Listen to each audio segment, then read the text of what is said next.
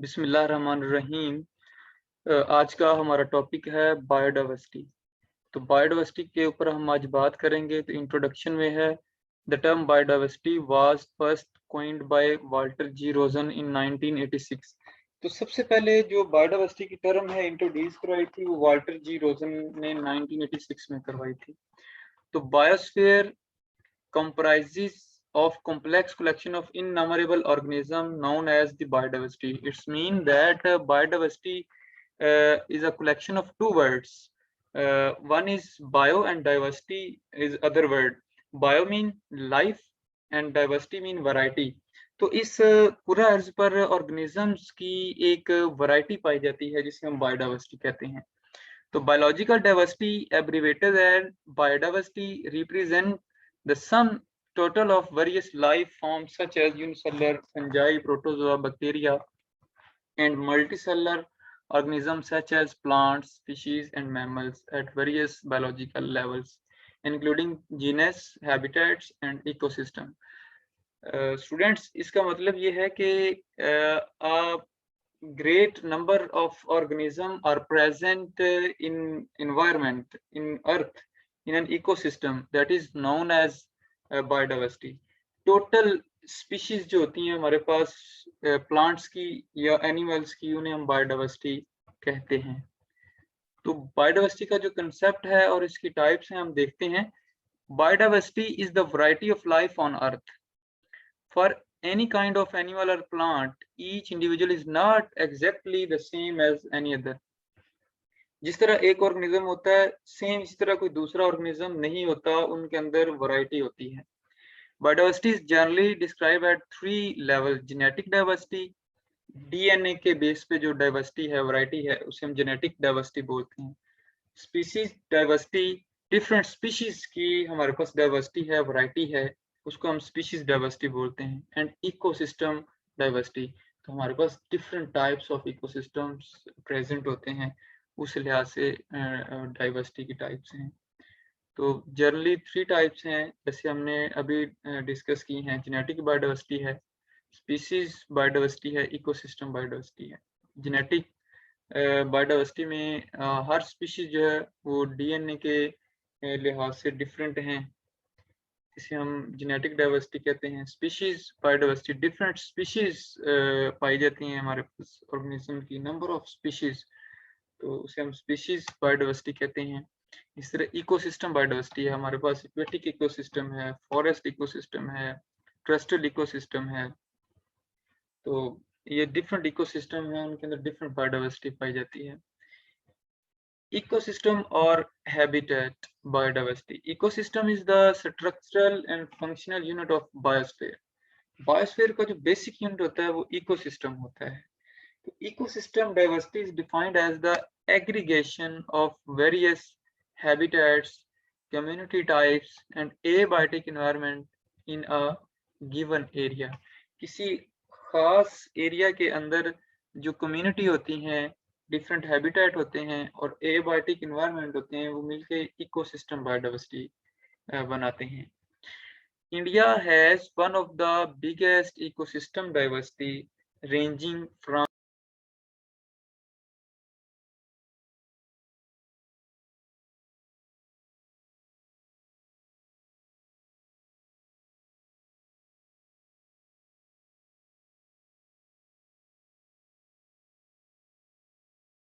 distribution of biodiversity is not evenly distributed, rather it varies greatly across the globe as well as within region.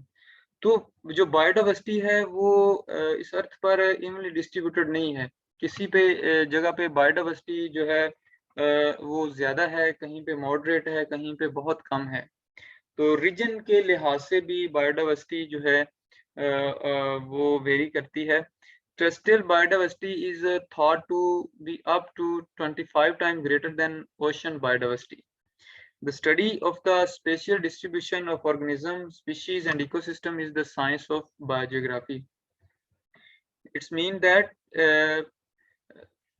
space position के लिहाज से जो distribution है organism की, उसे हम बायो जियोग्राफी कहते हैं। बायो मीन लाइफ, जियो मीन अर्थ, ग्राफी मीन डिस्ट्रीब्यूशन। उनकी डिस्ट्रीब्यूशन अर्थ के डिफरेंट रीजन में जो है ऑर्गेनिजम्स की, उसको हम बायो जियोग्राफी कहते हैं। Threats to biodiversity, what are the threats to biodiversity? Biodiversity को क्या थ्रेट हो सकते हैं जिसकी वजह से वो खत्म हो रही है? तो सबसे पहला जो थ्रेट है वो हैबिटेट डिस्ट्रक्शन है।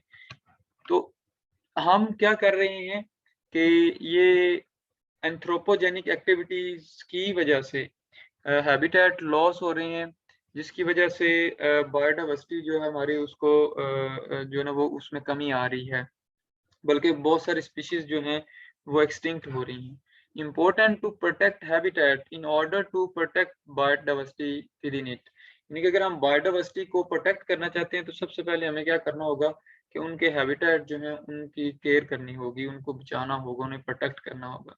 ग्लोबल क्लाइमेट चेंज, पॉपुलेशन ज़्यादा हो रही है, जिसकी वजह से ये जो है ग्लोबल क्लाइमेट है वो चेंज हो रहा है। पूरी दुनिया के अंदर जो इकोसिस्टम है, जो एनवायरनमेंट है वो चेंज हो रहा है, जिसकी वजह से बायोडाइवर्सिटी जो है वो डिस्टर्ब हो रही है। Habitat fragmentation, habitat fragmentation human activity की वजह से हैबिटेट जो है वो स्पीशीज को सपोर्ट नहीं कर रहे, वो उतने सपोर्टिव नहीं रहे।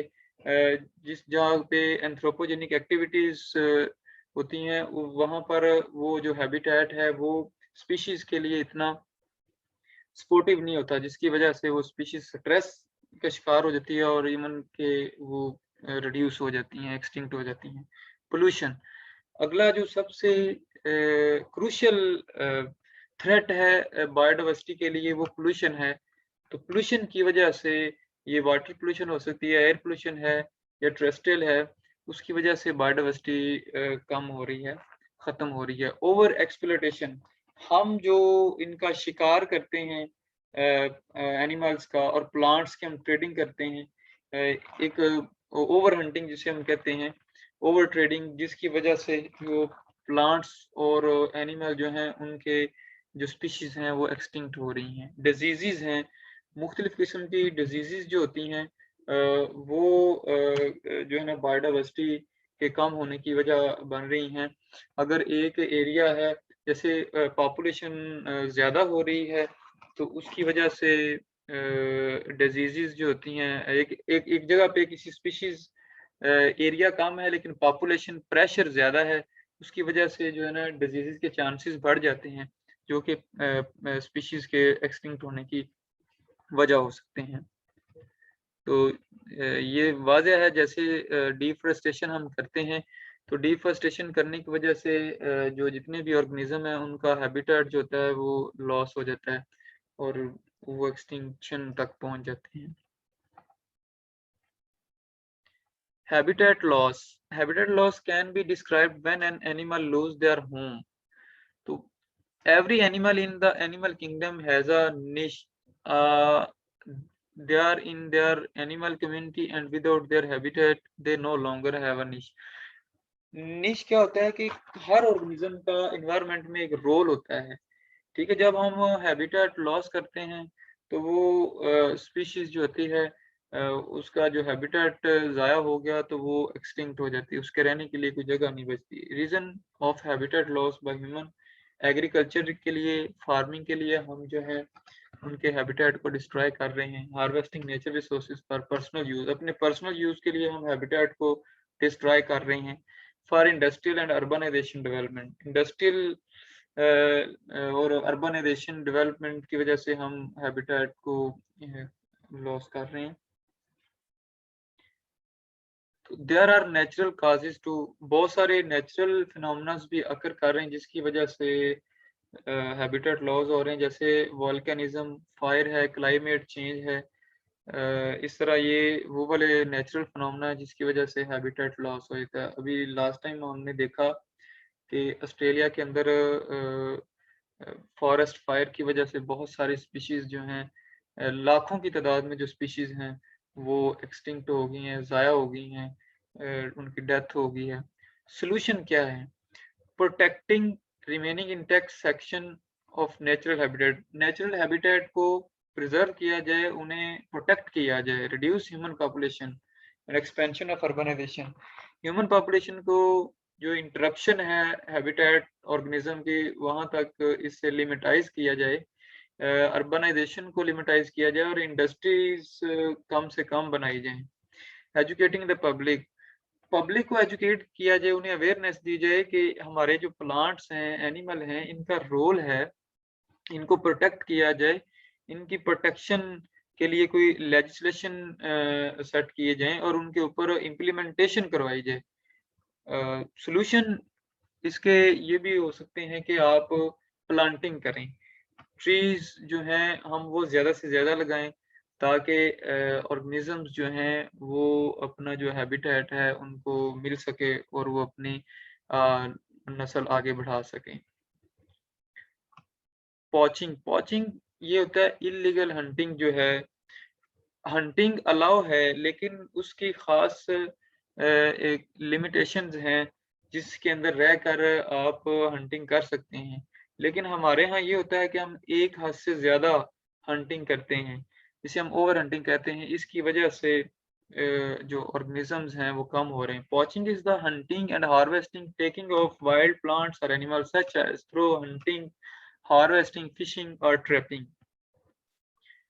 हिस्ट्री है पॉचिंग की कि million years ago in the stone age, ये बहुत पुरानी इसकी हिस्ट्री है। तो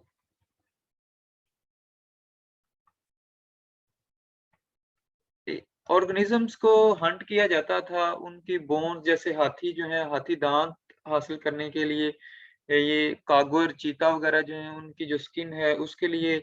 इसी तरह ये एंटलर, एंटलोप जो होते हैं उनके जो सींग हैं, ऑर्न हैं, उनको हासिल करने के लिए ट्रॉफी हंटिंग की जाती थी। इसी तरह कुछ ऑर्गेनिजम्स के बारे में ख्याल किया जाता है कि उनकी कोई मेडिसिनल वैल्यूज हैं, उनको हंट किया जाता है, उनको किल किया जाता है for personal purpose.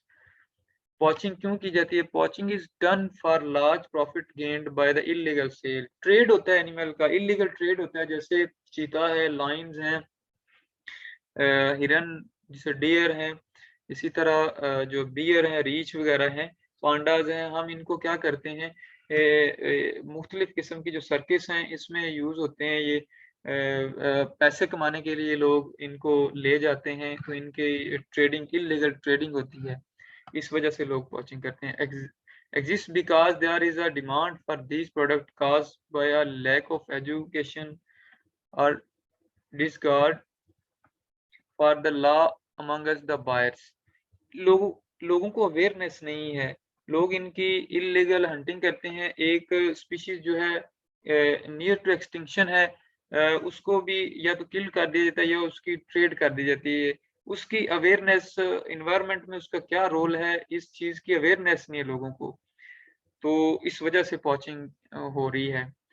Many cultural believe that certain animal parts have medicinal value, medicine value होती है कुछ ऑर्गेनिज्म की, ये ख्याल किया जाता है, इसलिए उनकी पॉचिंग की जाती है।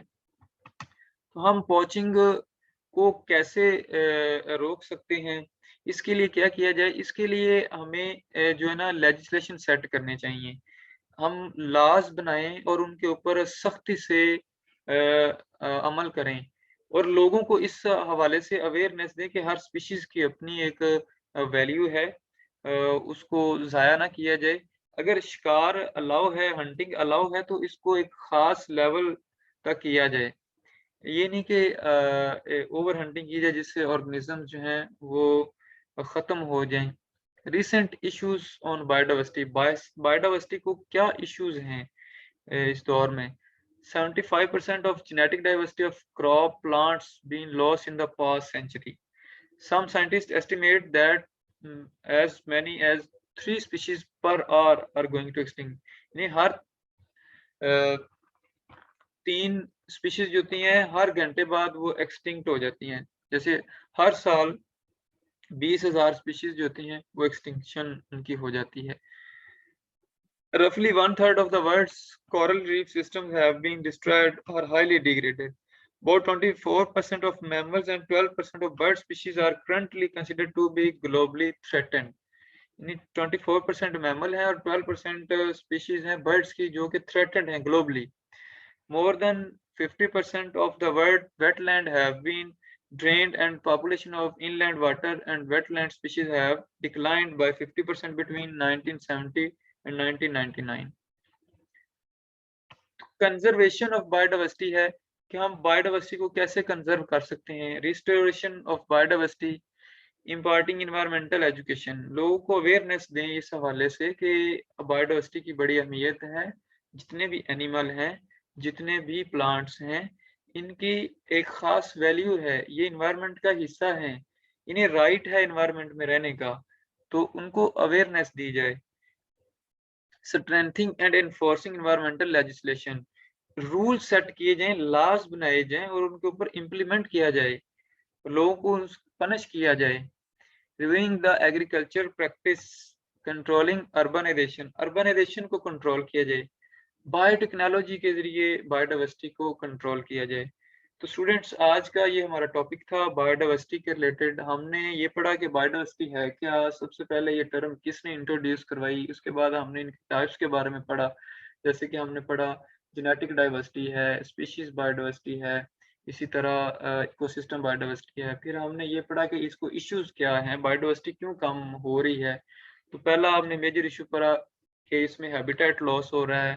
दूसरा हमने पढ़ा इसकी पॉचिंग हो रही है ऑर्गेनिज्म की.